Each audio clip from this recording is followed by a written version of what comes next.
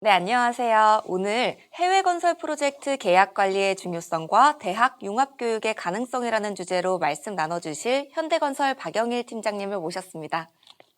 네, 안녕하세요, 팀장님. 자기소개 부탁드리겠습니다. 네, 안녕하세요. 반갑습니다. 저는 현대건설 토목사업본부 계약관리팀을 맡고 있는 박영일 팀장입니다. 1997년 현대건설 입사 후 20여년간 해외 건설 프로젝트 수주 견적 업무와 홍콩, 싱가포르 등지에서 건설 프로젝트 수행 업무를 담당하였습니다. 그리고 2016년부터는 토목사업본부 계약관리팀을 맡아서 해외 프로젝트 수행 중 발생하는 계약 관련 분쟁 해결 업무를 전담하고 있습니다. 네, 소개 감사드립니다. 소개 말씀을 들어보니 현대건설에서 근무하시면서 주로 해외 프로젝트 관련 업무를 담당하셨네요. 보통 건설 프로젝트에 대해서 익숙하지가 않은데요. 건설 프로젝트 수행과 관련 있는 학과는 어느 학과인가요? 네, 대학의 건설 프로젝트 관련 학과를 이야기 드리기에 앞서서 건설 프로젝트의 특징에 대해 간략하게 설명드리는 것이 좋겠습니다. 근래의 건설 프로젝트는 대형화 및 복잡화 추세에 있습니다. 대표적인 토목 프로젝트라고 할 수 있는 지하철 공사, 교량공사, 항만공사, 댐공사, 하수처리장 공사 등은 단순히 토목 공정으로만 이루어진 공사들이 아닙니다. 예를 들어 지하철 공사의 경우 주 공정은 발파 또는 기계 굴착 공법을 이용한 터널 공사, 즉 토목 공사입니다. 하지만 지하철 공사에 포함되어 있는 역사 건설은 프로젝트에서 차지하는 비중이 작지 않습니다. 이 부분은 토목 기술자에 의해 설계 및 시공 가능한 부분이 아닙니다. 건축 기술자와 전기, 설비 기술자들이 추가적으로 필요합니다. 대형 플랜트 공사의 경우도 마찬가지입니다. 본격적인 플랜트 건설에 앞서 플랜트 구조물 자체를 지지할 수 있도록 기존 집안의 계량 및 파일 시공이 선행되어야 하는데 이는 플랜트 기술자들에 의해 수행될 수 있는 영역이 아닙니다. 토목 기술자의 영역입니다. 이렇듯 최근의 대형 건설 프로젝트는 한 영역의 기술 전문가들만으로 수행될 수 없습니다. 따라서 건설회사는 일반적으로 토목, 건축, 플랜트, 전기 부문으로 별도의 기술 부서를 두고 복합 대형 프로젝트를 수행할 경우 각 기술 부서가 보유하고 있는 전문 기술자들을 차출하여 매트릭스 조직으로 운영하고 있습니다. 이쯤 이야기 드리면 이제 건설 프로젝트와 관련 있는 대학의 학과들에 대해 감이 잡히실 겁니다. 요즘 대학마다 학과의 명칭이 좀 상이하고 학과별 명확도 활발히 이루어지고 있어 과거와 좀 다르겠지만 전통적인 학과 명칭을 인용해보면 토목공학과, 건축공학과, 기계공학과, 전기공학과 등이 건설 프로젝트와 관련 있는 공대의 대표적인 학과들이라 할 수 있겠습니다. 네, 그렇군요. 건설 프로젝트 수행을 위해서는 이렇게 다양한 분야의 전문 기술자가 필요하다는 사실을 알게 됐습니다. 그런데 오늘 말씀해 주실 계약 관리는 용어가 주는 느낌이 기술적인 부분은 아닌 것 같은데요. 건설 프로젝트에서의 계약 관리는 어떤 의미일까요? 네, 계약 관리에 대해서 이해하시려면 먼저 프로젝트 관리에 대한 이해가 진행되어야 합니다. 앞서 이야기한 바와 같이 건설 프로젝트가 점점 복합 대형화됨에 따라 프로젝트 조직은 다양한 전문 기술자로 구성된 매트릭스 조직으로 운영되고 있습니다. 그런데 이러한 매트릭스 조직을 효율적으로 운영하여 프로젝트를 성공적으로 이끌기 위해서는 프로젝트 관리, 즉 프로젝트 매니지먼트 역량이 매우 중요합니다. 특히 프로젝트 매니저, 즉 현장 소장은 프로젝트에 대한 완벽한 기술적 이해를 바탕으로 공정, 원가, 품질, 안전관리의 책임을 수행하여야 합니다. 그래서 현장 소장을 프로젝트의 꽃이라고 부르기도 하죠. 오늘 제가 이야기하려고 하는 건설 프로젝트에서의 계약 관리는 이러한 프로젝트 관리 자체를 의미하기도 합니다. 프로젝트 수행은 영어로 Performance of the Contract, Fulfillment of the Contract 또는 Carrying out the Contract라는 표현을 주로 사용하고 있습니다. 프로젝트라는 단어보다는 콘트랙트라는 단어를 더 많이 씁니다. 즉 계약을 이행하다라는 표현이 프로젝트를 수행하다라는 뜻과 함께 사용되는 것이죠. 좀 과하게 얘기하면 계약 자체가 프로젝트라고 할 수도 있을 것입니다. 다음에 도식을 한번 보실까요? 이 도식은 PD기라는 국제표준계약서에서 따온 것인데 건설 프로젝트 수주 및 수행 과정에서의 중요한 일정들이 나열되어 있습니다. 간단히 설명드리겠습니다. 첫째, 공사 발주처가 입찰 안내서를 발급합니다. 둘째, 프로젝트에 응하고자 하는 시공자들이 입찰에 참여합니다. 셋째, 입찰 과정을 통해서 낙찰되면 LOA가 발급되고 비로소 건설 프로젝트의 계약이 시작됩니다. 즉, 프로젝트 수행의 시작입니다. 넷째, LOA 발급 후 시공자가 퍼포먼스 시큐리티, 즉 수행 보증서를 제출하면 착공, 즉 본격적인 공사를 시작합니다. 다섯째, 착공 이후 실질적인 공사가 진행되고 공사가 완료되고 나면 발주처로부터 테이킹 오버 서티피케이트, 즉 준공증명서를 발급받습니다. 여기까지가 일반적으로 공사 기간이라고 부르는 착공에서 준공에 이르는 기간입니다. 하지만 이후 여섯째 단계, 시공자는 준공 후 일정 기간 동안 하자 보수에 대한 책임이 있습니다. 이 기간을 하자 보수 책임 기간이라고 부릅니다. 이 하자 보수 책임 기간이 만료되고 나면 퍼포먼스 서티피케이트, 즉 완공 증명서를 발급받습니다. 7째, 앞서 시공자는 발급했던 수행 보증서를 발주처로부터 회수하면 프로젝트가 완결됩니다. 이처럼 건설공사 수행은 단순히 착공에서 시작하여 준공으로 끝나는 과정이 아니며 그 앞단과 뒷단에 더욱 다양한 계약적 이벤트들이 존재합니다. 따라서 프로젝트에서 계약 이행은 공사 수행 그 자체보다 더 광범위한 의미를 가진다고 할 수 있습니다. 네, 프로젝트에서의 계약 관리는 광범위한 의미를 가지고 있었네요. 그런데 계약 관리다. 그러면 관리라는 단어 때문인지 왠지 분쟁, 다툼, 이런 부정적인 상황들을 해결하는 수단? 방법, 이렇게 이해가 되는데요. 제가 제대로 이해하고 있는 게 맞을까요? 이 부분에 대해서 좀 자세한 설명 부탁드리겠습니다. 네, 굉장히 중요한 질문을 해주셨네요. 결국 계약이라 함은 발주자와 시공자 간의 약속이다. 이렇게 정의할 수 있습니다. 따라서 프로젝트 수행 중에 발생 가능한 분쟁을 최소화하기 위해서는 계약자 상호 간의 권리와 책임 관계를 계약서에 명확하게 언급하는 것이 중요합니다. 그리고 만일 분쟁이 발생하는 경우에는 상호 간의 약속이 어떻게 맺어졌는지 꼼꼼히 따져보아야 합니다. 그런 의미에서 계약을 분쟁 해결, 즉 디스피트 레졸루션의 수단으로 인식할 수도 있습니다. 하지만 좀 더 정확하게 이야기하면 건설 프로젝트에서 분쟁 해결은 계약을 바탕으로 한 우호적 협상 또는 중재, 소송 등의 법적 절차를 통하여 이루어진다고 하는 것이 더 옳은 표현일 듯합니다. 네, 그렇군요.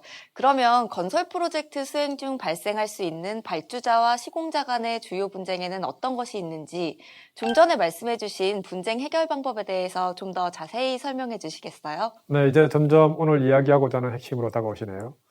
제가 이런 질문 하나 드려보겠습니다. 시공자에게 건설 프로젝트 수행을 위해 제일 필요한 것 2가지만 선택하라고 하면 어떤 걸 선택할까요? 저는 망설이지 않고 시간과 돈이라고 답할 겁니다. 사실 시공자에게 충분한 예산과 공기가 주어진다면 성공하지 못할 프로젝트가 별로 없을 것입니다. 근데 발주자는 품질과 안전이 보장된 상황이라면 시공자와는 반대로 싸게, 빠르게 진행하고 싶을 겁니다. 그렇다 보니 프로젝트를 수행하는 과정에서 공기와 공사비를 둘러싼 발주자와 시공자 간의 분쟁이 제일 많습니다. 일반적으로 계약서는 공사 목적물에 대한 발주자의 요구사항 위주로 작성되어 있기 때문에 시공자의 권리보다는 책임과 의무사항에 대해 더 많은 부분이 기술되어 있습니다. 하지만 공사 수행 중에 제일 빈번하게 발생하는 공기 연장과 공사비 청약에 대한 시공자의 권리 또한 분명하게 계약서에 명시되어 있습니다. 예컨대 이번 코비드-19 경우처럼 불가항력적인 상황, 시공자가 사전 예측할 수 없었던 물리적 상황, 법령 변경 등과 같은 경우 공기 연장과 공사비 청약이 가능하도록 계약서에 명시되어 있습니다. 하지만 상황이 어떻더라도 발주자는 공기 연장과 공사비 청약에 대해 인색할 수밖에 없고 시공자의 입장에서는 프로젝트 수행을 통해 이윤을 창출해야 하므로 공기 지원과 공사비 청약에 대한 책임을 발주자 기책으로 돌려야 하는 다툼이 발생할 수밖에 없습니다. 이러한 다툼은 일방의 근거 없는 주장만으로 해결할 수 없으며 계약에 근거한 책임 소재를 따지고 실손에 대한 치밀한 증빙을 통해서 해결할 수 있습니다. 이러한 과정을 클레임이라고 부릅니다. 그런데 계약서에서 계약 당사자 간의 책임 사항에 대해 모호하게 언급된 부분이 꽤 많습니다. 그래서 발주자와 시공자가 서로 다른 입장에서 계약 해석이 가능합니다. 이런 상황이 일어나는 이유는 실제로 분쟁 상황이 발생했을 때 기본적으로 양 당사자 간의 합의를 통한 우회적 해결, 즉 애미커블 세틀먼트를 기대했기 때문입니다. 하지만 기대와는 달리 분쟁이 우호적 해결로 풀리지 않을 경우 발주자와 시공자는 법적 해결책을 찾게 되고 이는 국제중재, 아비트레이션 또는 현지소송, 리티게이션의 형태로 확대됩니다. 이 경우 분쟁 해결은 현장 관리자의 손을 떠나게 되고 각 사의 변호사들과 법무법인 내 영역으로 넘어가게 됩니다. 문제는 이렇게 법원으로 계약적 다툼이 이관되면 분쟁 해결을 위해 많은 시간과 비용이 소요되고 절대적 구속력을 가지는 법원의 판결에 대해 그 어느 측도 예단할 수 없는 상황이 됩니다. 그렇기 때문에 시간과 비용을 줄이고 분쟁 결과에 대한 불확실성을 피하기 위해 양측은 프로젝트 수행 과정에서 발생하는 대부분의 분쟁을 우호적 협상을 통해 해결하고자 노력합니다. 우호적 협상을 통한 성공적인 분쟁 해결을 위해서 양 당사자 간은 계약에 근거하여 자신들의 공격 및 방어 논리를 완벽하게 갖추어야 합니다. 또한 공기지연 및 공사비 청약에 대한 구체적인 증빙도 마련하여 대응하여야 합니다. 이 경우 기술 전문가 위주로 구성되어 있는 프로젝트 팀의 계약적 대응에는 한계가 있기 때문에 결국 본사의 계약 전문가들의 개입이 필요하게 됩니다. 방금 말씀하신 계약 전문가는 법률 지식을 갖춘 전문 변호사를 말씀하시는 걸까요? 아닙니다. 제가 이야기하는 계약 전문가는 법률 전문가를 뜻하진 않습니다. 물론 의료 산업에는 의료 전문 변호사가 존재하듯 건설 산업에도 건설 전문 변호사가 활동 중에 있습니다. 하지만 앞서 이야기했듯이 건설 프로젝트에서 분쟁이 발생하여 변호사나 법무법인이 본격적으로 개입하게 되는 상황은 분쟁 해결의 마지막 단계인 소송이나 중재 단계입니다. 그리고 대부분의 분쟁은 발주자와 협상 과정을 통해서 우호적으로 해결하는 것을 목표로 합니다.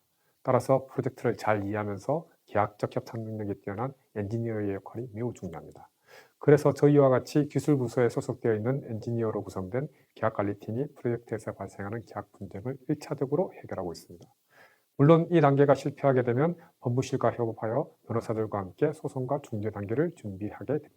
결국은 해외 건설 프로젝트의 분쟁 해결을 위해서는 계약적 협상 역량을 지닌 엔지니어의 역할이 중요하다는 말씀이시네요. 그런데 일반적으로 엔지니어는 공과대학에서 배출이 되잖아요. 계약 관련 역량은 어떻게 갖춰야 될까요? 네, 이 부분이 바로 오늘 제가 이야기하고 싶은 또 하나의 주제입니다. 제가 알기로는 현재 국내 공과대학의 계약, 특히 국제계약 관련 커리큘럼이 있는 대학은 없는 걸로 알고 있습니다. 학부과정뿐만 아니라 대학원 과정에서도 공대생들이 계약 관련 공부를 할 수 있는 환경은 흔치 않을 것입니다. 저의 경우 학부과정은 국내에서 토목공학을 전공하였고 회사에서 영국의 대학원 과정을 지원해 주어서 별도로 계약 관련 공부를 할 수 있었습니다. 대학원 전공은 퀀티티 서베잉이라고 우리말로는 건설사업관리학과 정도로 이해하시면 될 것 같습니다. 마스터 오브 사이언스, 즉 공학 석사 과정임에도 불구하고 건설법, 유럽건설환경법, 건설경제학, 구매 및 재무관리 등 인문계열의 커리큘럼도 다수 포함되어 있었습니다. 물론 학위 과정의 아카데믹한 지식이 바로 현업에 적용되는 것은 아니지만 엔지니어로서 계약에 접근하는 마음가짐이나 자세가 좀 달라집니다. 특이한 것은 그 당시 회사에서 지원해준 이 공학 석사 과정에 기술 부서뿐만 아니라 법무실 직원도 선발되어 교육을 받았습니다. 어찌 보면 공학과 법학의 융합이라고 볼 수 있겠습니다. 네, 공학과 법학의 융합이라. 그러고 보니 오늘 팀장님의 주제가 해외 건설 프로젝트 계약 관리의 중요성과 대학 융합 교육의 가능성이잖아요. 그러면 결국에 해외 건설 프로젝트의 계약 전문가를 양성하기 위해서는 공과대학과 법학대학의 융합 교육이 필요하다. 이런 메시지를 전하시고 싶으신가요? 꼭 그렇지는 않습니다. 융합이란 화학적 결합을 의미하는 거잖아요. 공대와 법대가 만나서 새로운 하나의 학과를 만든다? 제가 교육 전문가가 아니라서 이러한 융합학과가 꼭 필요한지, 아니, 먼저 가능한지조차 깊이 생각해 보지 못했습니다. 단지 그런 필요성과 가능성에 대해서 고민해 볼 필요가 있지 않나 일종의 질문을 던지고 싶습니다. 저는 개인적으로 두 학과의 학생들이 함께 공부하고 전공을 공유하게 된다면 글로벌 건설 시장에서 우리가 좀 더 나은 계약 관리 능력을 갖추게 되고 이는 곧 프로젝트 경쟁력으로 이어질 수 있지 않을까 생각을 해보게 되었습니다. 다른 방법으로는 건설 관련 학과에서 건설법이나 국제표준계약 관련 커리큘럼을 추가해서 미래의 글로벌 엔지니어에게 계약 관리 역량을 심어주는 것도 충분히 의미 있는 일이라고 생각합니다. 저 같은 경우에는 아주 드물게 회사 입사한 후 교육기회를 갖게 되고 계약 관련 업무를 집중적으로 하는 엔지니어가 되었지만 사실 계약 관리 능력은 모든 엔지니어, 모든 프로젝트 담당자들이 갖춰야 할 공통된 역량이라고 할 수 있습니다. 네, 그렇군요. 팀장님의 설명을 듣고 보니 두 계열이 화학적 융합을 하지 않고도 커리큘럼을 공유하는 정도에서도 충분히 그 효과를 볼 수 있겠네요. 오늘 말씀 감사합니다. 끝으로 우리 학생들에게 당부하고 싶은 말씀 한마디 부탁드립니다. 네, 요즘 코로나19로 인해 캠퍼스 생활에 많은 제약이 있는 줄로 알고 있습니다. 특히 신입생 여러분들은 대학 생활의 낭만을 전혀 누리지 못한 채 시간들을 보내고 있을지도 모르겠네요. 혹자는 포스트 코로나는 오지 않는다. 위드 코로나만 남을 뿐이다. 라고 말하고 있습니다. 어쩌면 코로나가 종식된다 할지라도 또 다른 팬데믹이 전 세계를 덮칠 수 있는 가능성이 여전히 남아있을 것입니다. 대면을 통한 비즈니스나 일상생활은 이제 과거의 일이 될 것이고 더욱더 많은 분야에서 커뮤니케이션 수단이 언택트와 언택트로 전환될 것이며 이러한 변화는 4차 산업혁명과 더불어 산업구조의 대대적인 변화와 혁신을 가져올 것으로 예상됩니다. 산업 간의 경계가 점점 불분명해지고 조직 내에서는 업무 영역의 경계가 무너지면서 융복합형 인재의 필요성이 더욱 대두될 것입니다. 여러분은 학문의 정당 이곳 경희대학교에서 각자의 전공에 대한 전문성을 확보하는 동시에 전공과 시너지를 창출할 수 있는 다양한 분야의 지식을 함께 습득함으로써 포스트 코로나 시대의 진정한 주역이 되시길 진심으로 응원합니다. 감사합니다.